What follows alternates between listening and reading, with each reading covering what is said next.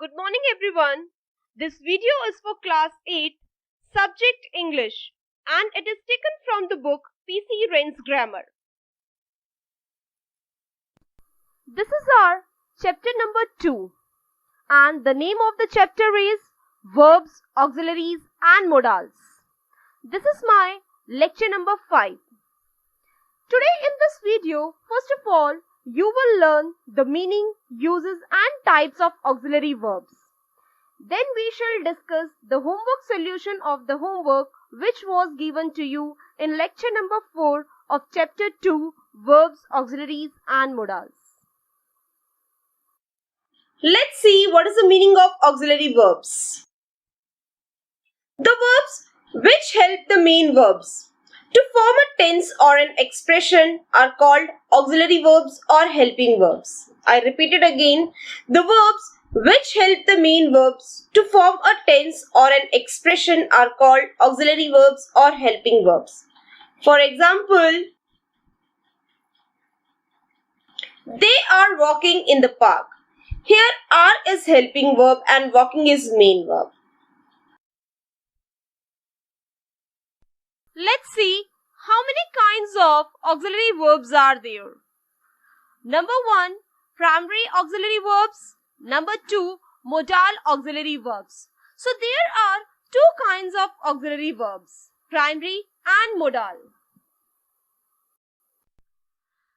As we have already discussed the meaning, uses and types of modal verbs in lecture number 2 to 4 of chapter 2, Verbs, Auxiliaries and Modals.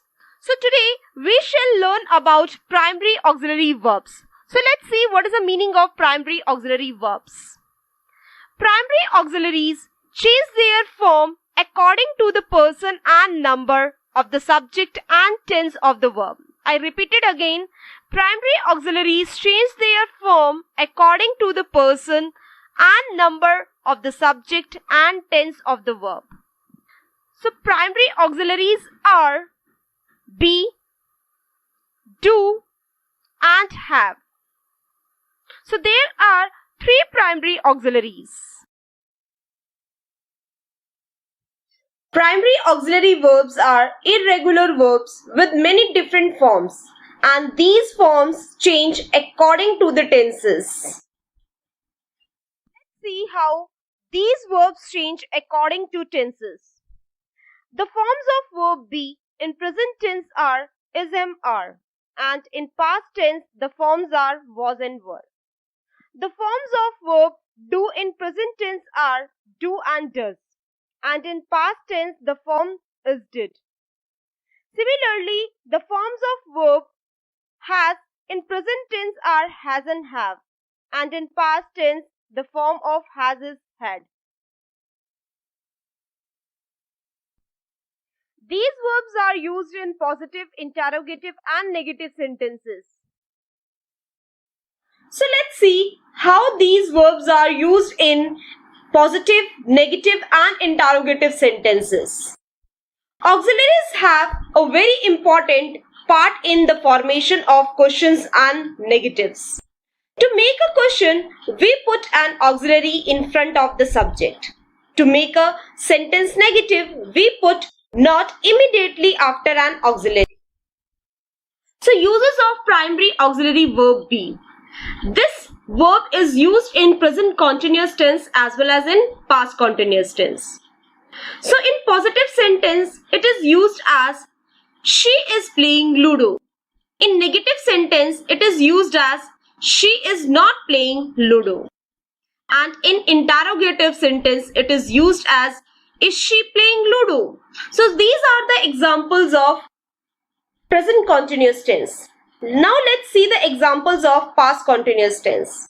In positive sentence, it is used as he was singing a song. In negative sentence, it is used as he was not singing a song.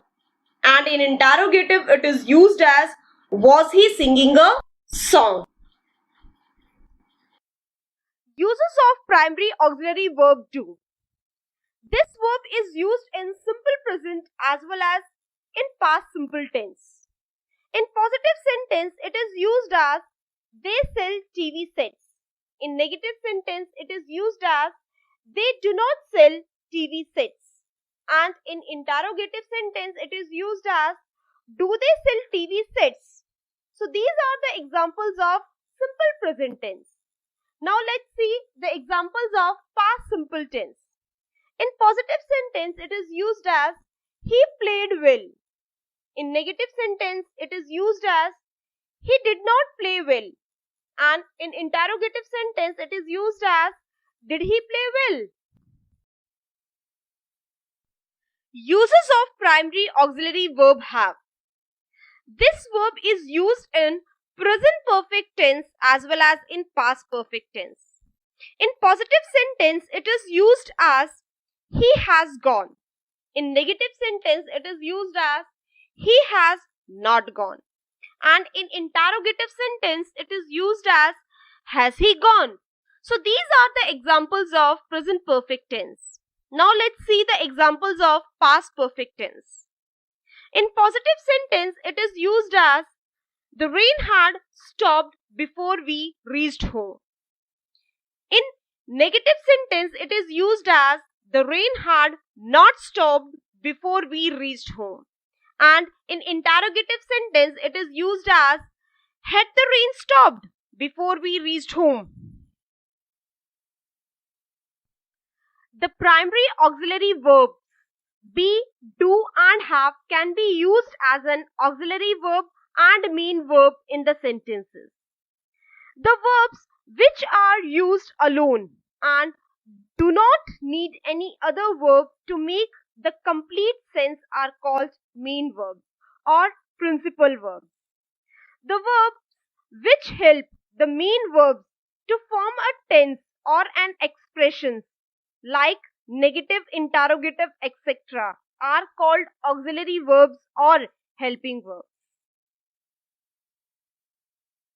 Let's see the uses of primary auxiliary verbs be, do and have with examples.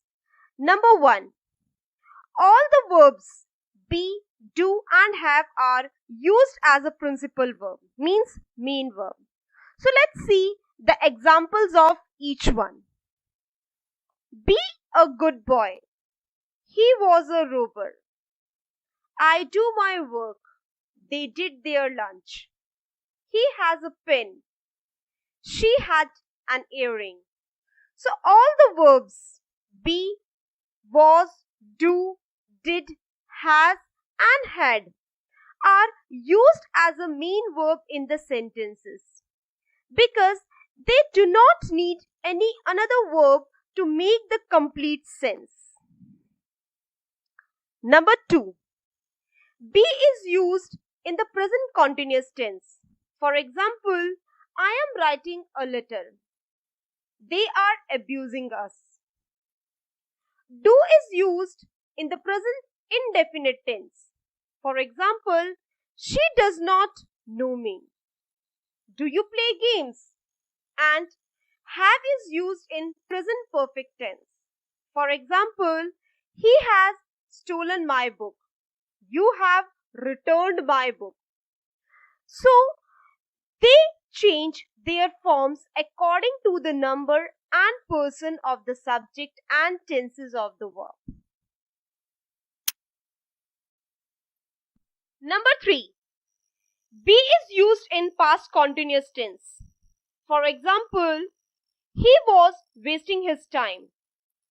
Were they running? Do is used in past indefinite tense. For example, she did not waste her time. Did he not obey you? And have is used in past perfect tense. For example, she had cheated me. We had approached them.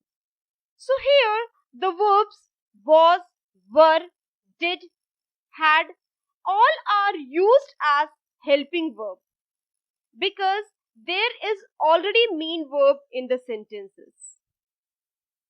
Number 4. Be is used to make passive forms. For example, we are taught by her. A song was sung by me. Do is also used to give extra force to the ordinary verb. For example, you do look sad. He did misguide you. And have is used in past and present perfect continuous tenses. For example, children had not been reading for 5 minutes. Had the girls not been plucking flowers since evening. Children, you have to complete your homework on the basis of the topic explained by me. And your homework is revise auxiliary verbs from the book or video, and based on the understanding of the topic, do exercise mentioned as. Extra exercise number 1. It is not in your book, it is given by me. Students, since you are not having your PC Ren's grammar book, so here in this video, I have mentioned your homework in detail. You must note it down on an A4 size sheet and after that, make a folder of your grammar exercises. I am just simply reading the question. You must to note it down on an A4 size sheet and complete it on the basis of your understanding. Your question is, fill in the blanks by choosing correct auxiliary verbs given in the brackets. This is the end of the lecture. Today, in this video, we shall discuss the homework solution of the homework which was given to you in lecture number 4 of chapter 2, Verbs, Auxiliaries and Modals. We have already discussed the uses of must, ought and need in lecture number 4 of chapter 2, Verbs, Auxiliaries and Modals. As I assigned you homework which was to be done by you on the basis of your understanding, and your homework was revise modal verbs from the book or video, and based on the understanding of the topic, do exercise mentioned as. Extra exercise number 1. This exercise, it is not in your book, it is given by me. Let's start solving the exercise number 1. Question is, fill in the blanks by choosing correct modal verbs given in the brackets. Number 1. Plants dash have sunlight in order to make food. Here, must is used to express compulsion. Number 2. Parents dash to take care of their children. Here, ought is used to show moral obligation. Number 3. The rules say that you dash to bring along your identity card to the examination hall. Here, need is used to express necessity. Number 4. He dash take care of himself before he fell ill. Here, must is used to express necessity. Number 5. Ram dash not drink so much. Here, ought is used to give advice not to do something. Number 6. It is a hospital. You dash smoke. Here, must not is used to express compulsion. Number 7. We dash to respect our elders. Here, ought is used to show moral obligation. Number 8. Dash I stay and help you, or you can do it alone. Here, need is used to show necessity. This is the end of the lecture. At last, I would like to say that do your homework in neat and clean handwriting and do practice of modal verbs. Thank you and have a nice day.